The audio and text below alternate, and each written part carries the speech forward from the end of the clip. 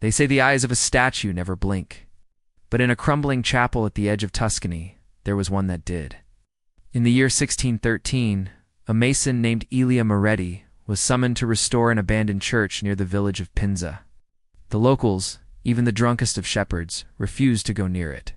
He had seen worse than ghosts, men torn apart by cannon fire, priests who begged for forgiveness with blood in their mouths. Stone and silence he could bear those. But what he did not yet understand was that some silences hum, some stones remember. Once he awoke to find the statue moved, just a fraction but enough. The fingers were now curled, the mouth had closed. The dust beneath it bore footprints too narrow for a man. They whispered of a saint who had been buried alive in its walls. They spoke of bells that rang during storms, though no rope pulled them. And above all, they warned him of the stone angel that watched. But an old nun, Sister Marta, dared speak. In 1572, she said, a man named Jacopo della Vigna carved that angel during a fever. He claimed it was dictated to him by a choir he alone could hear. The sculpture was completed in silence 7 days without sleep. One spoke in tongues and drowned himself in the font. Another claimed the statue smiled at him and tore out his teeth with his own hands. Since then, they sealed the chapel and forgot it. On the 8th, Jacopo screamed once and gouged out his own eyes, writing a single word on the chapel wall. Ascendance. And somewhere in the middle of it, all was a promise, a reward, redemption, power. He no longer knew. Only that the statue had become alive, not in muscle or breath, but in presence, in hunger.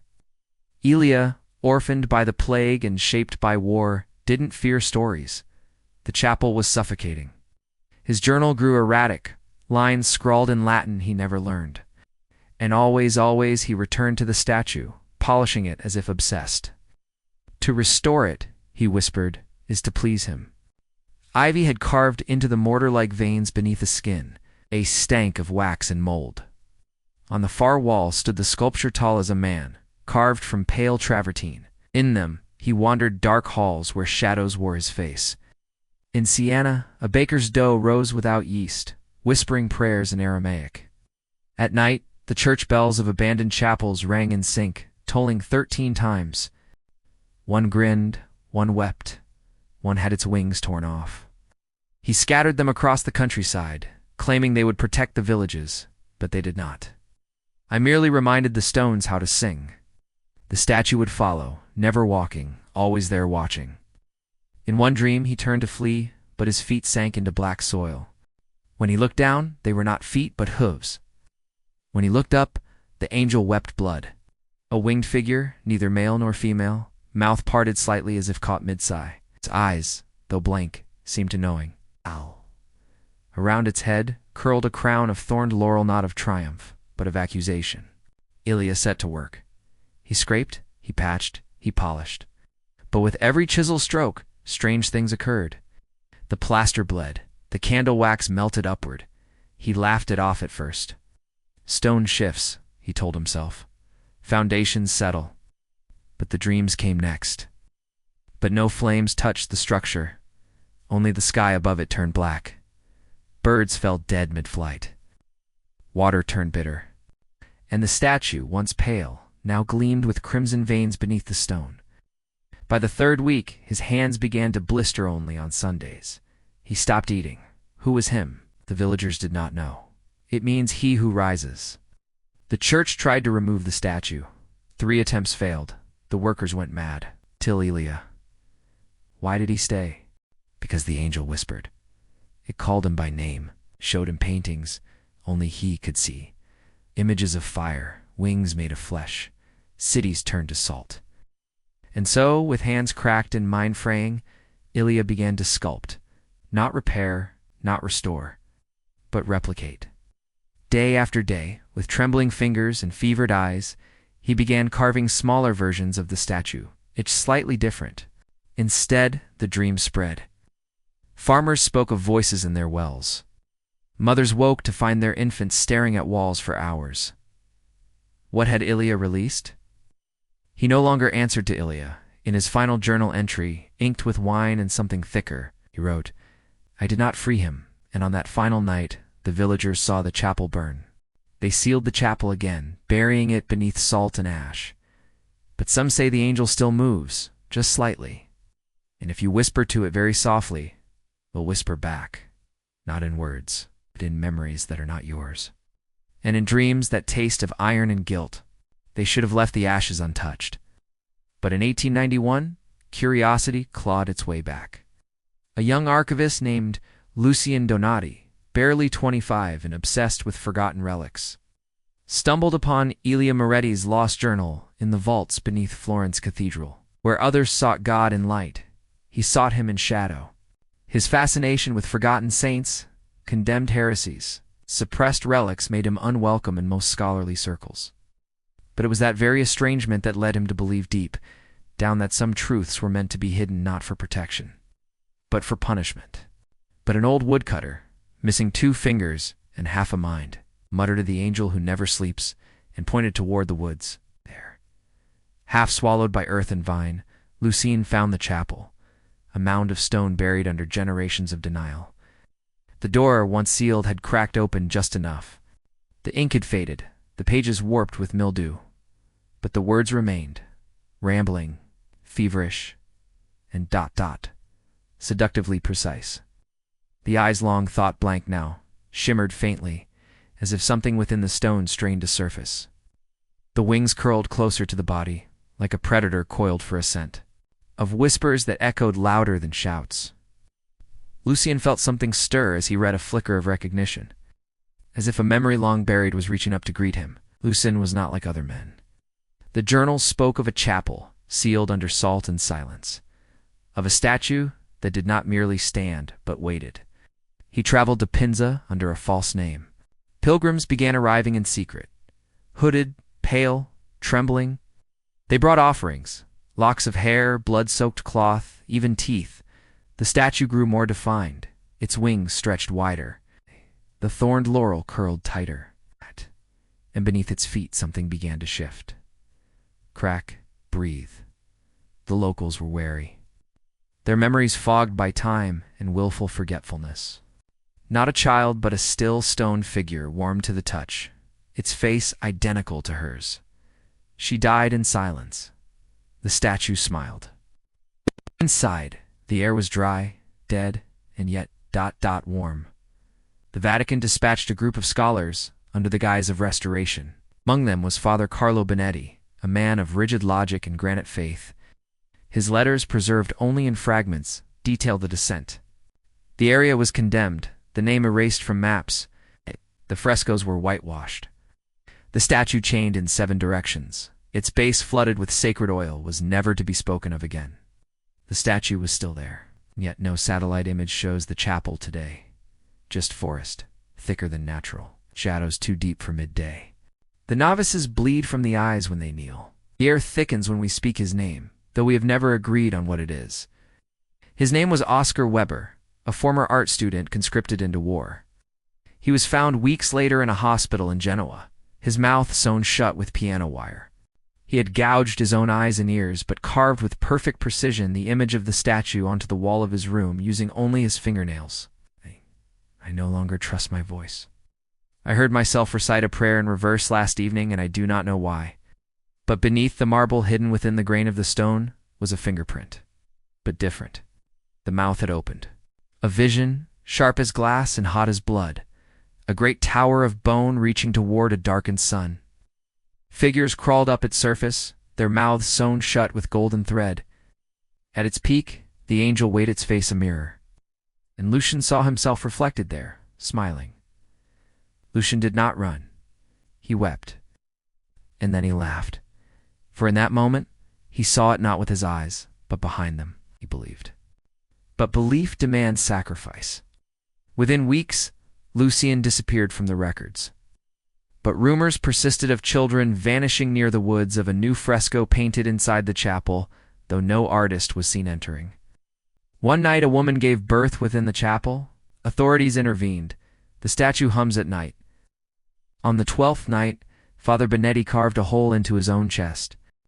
They say he was smiling. The church closed the investigation.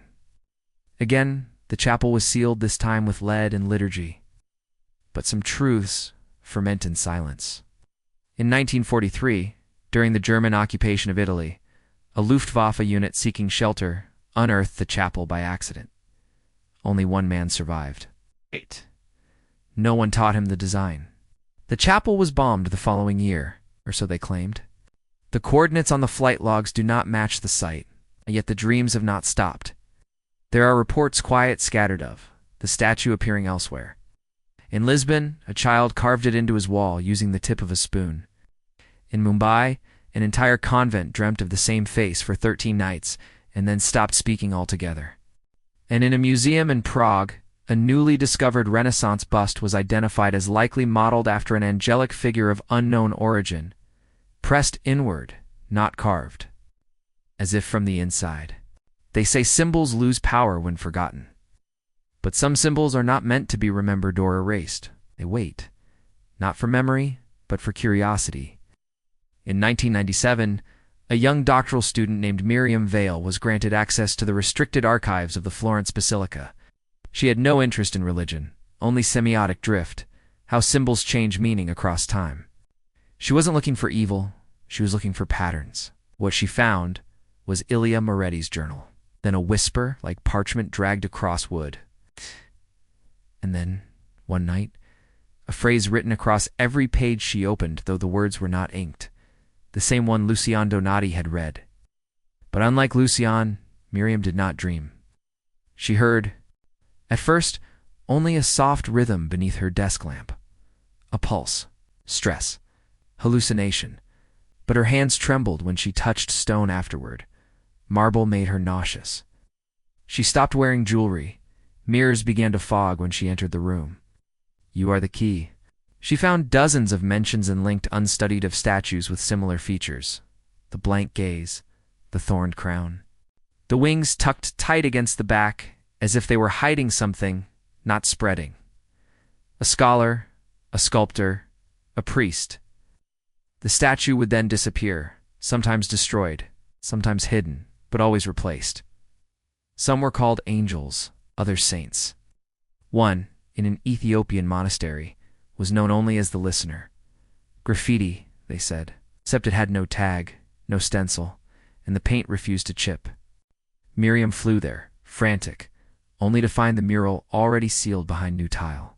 She dismissed it. She traced the story. Not just Ilia, not just Lucian. The pattern was not just global. It was recursive. Every 70 to 80 years, a statue would surface. Whispers would begin, dreams would follow, and then someone would vanish. It was not a work of art. A private team of geologists, funded by an anonymous patron, drilled deep beneath the forest floor outside Pinza. No signs of struggle, just one final message. Recorded on a tape left on her desk, 26 minutes of silence, save for the last phrase.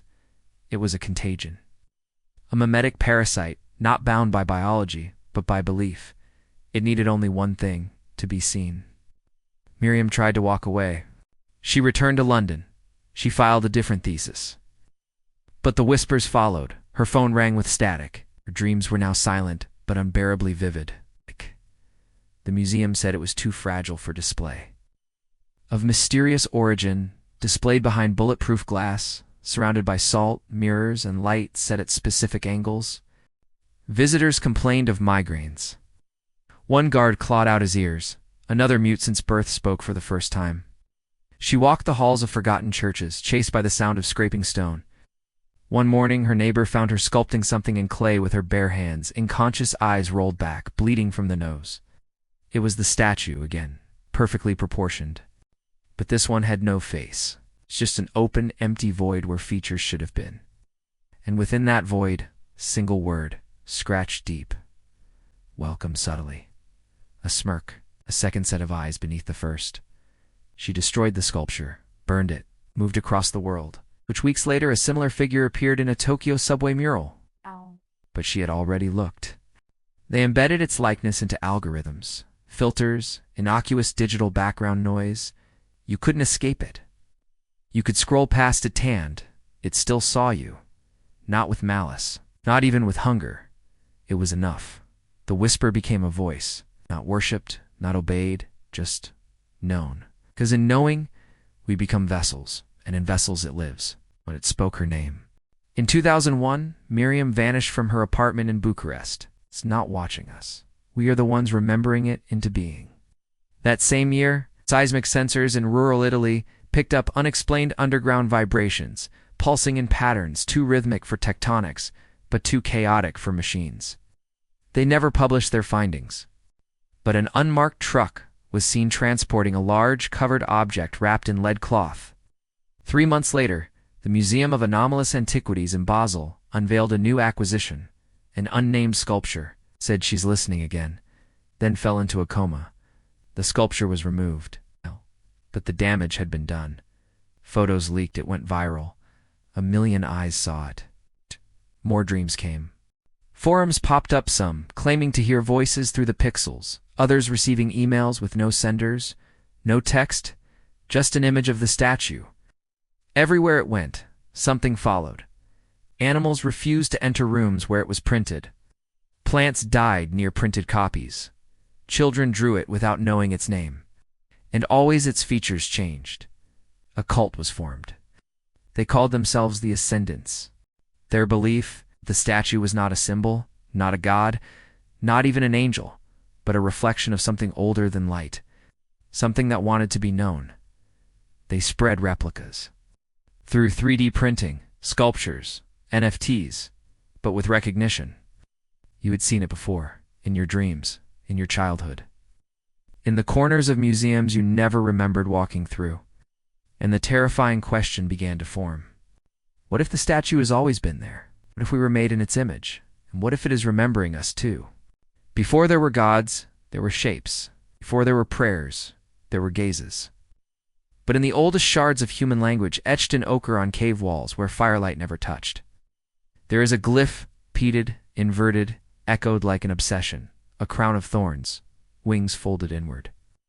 A head bowed, yet somehow, watching, and before memory there was the statue. We call it that because we have no better name. Anthropologists dismissed it as a ritual mark. It's eternal. We didn't invent it. We inherited it. And now it's waking up. Called it the Omnizen, a symbol that defied chronology, a parasite in our art. But a linguist named Dr. Farhan al-Bashir disagreed. There were no statues in the room. The bed was full of stone dust. In 2008, he compiled carvings from 7 countenance cultures separated by oceans. Time and blood and found the same form hidden within everything from fertility idols to war masks. But Dr. Farhan never published his findings. He burned them. And all of it begins to point to the same motif. It's left only a voice message. It's not ancient. He disappeared 3 days later. The hotel maid who entered his room described a shape in the mirror like a statue made of shadow with too many eyes. Every time a curious voice whispers, "What is this?" and another voice answers, "I've seen it before." Every post, every replication, every gallery, every museum that mistakes the replica for something we made. And perhaps you, here's where it gets worse. It was meant to be decoded, to lure thought, to provoke gaze. And in doing so, anchor itself in the wet clay of your memory. Not all who see the statue become mad. Perhaps in a dream, a museum, a flicker in your periphery, a carving you once dismissed, a logo that felt strangely familiar, a painting where the eyes followed you too closely. Some become quiet. A shape beneath the forest, humanoid, massive, radiating. Scientists flagged it as a glitch. They withdraw, cease speech, streams. But their art changes, their writing loops. They hum melodies no one recognizes, a return not of the statue but of the memory of it. As if humanity had once sealed it away not physically, but cognitively, a mass forgetting, pact. But we are breaking that pact. Every time someone redraws it, and in the center of the chaos, the ancient chapel thought destroyed was found intact. We didn't. It made us. You see, symbols are not just representations. They are invitations. The angelic figure with its laurel of thorns, its posture of reverence, its blank face was never meant to be worshipped. It feeds not on blood or belief. It feeds on recognition, which is why every generation, someone rediscovers it. Elia the Mason, Lucian the archivist, Miriam the semiotician, Because here's the truth. No one dares speak. You've already seen the statue. Not just here in this story, but somewhere older, deeper. That déjà vu, that was it watching. And once you've remembered it, it remembers you toward us.